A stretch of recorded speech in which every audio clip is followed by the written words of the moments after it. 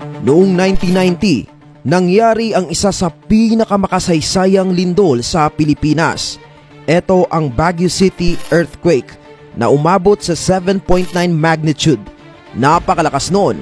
Umabot naman sa 45 seconds ang tagal ng lindol. Halos 1,600 ang nabawian ng buhay at worth 15 billion pesos ang napinsala. Ito ay ayon sa doh.gov.ph. Dahil sa nangyaring lindol nitong nakaraan, ay nabuhay muli ang usap-usapan patungkol sa The Big One.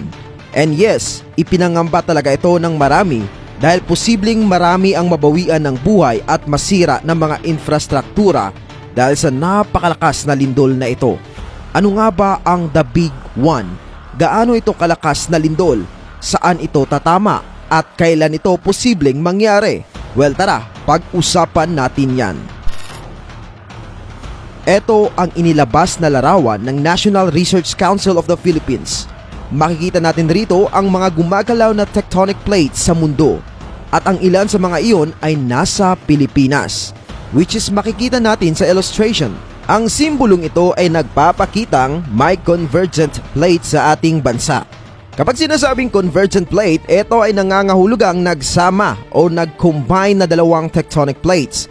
Dahil sa paggalaw ng mga tectonic plates na ito ay nabuo ang mga fault lines. At ang paggalaw ng mga fault lines ay nagre-resulta sa isang lindol. Ito naman ang mga fault lines sa Pinas.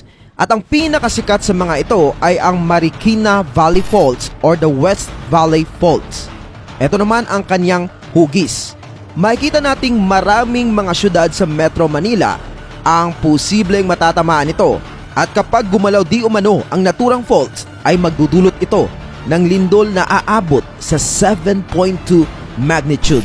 Napakalakas po niyan at mas marami ang mapipinsala dahil alam naman natin na maraming syudad sa Metro Manila ang madadaanan. Ayon sa pag-aaral, posibleng umabot daw sa 34,000 na tao ang mabawian ng buhay dahil dito at bilyong-bilyong halaga ng mga infrastruktura ang masisira. Well, sa mga impormasyon na nalaman natin, maiging ipagdasal na huwag na sana itong mangyari. Ayon sa pag-aaral, every 200 to 400 years, gumagalaw ang naturang fault line.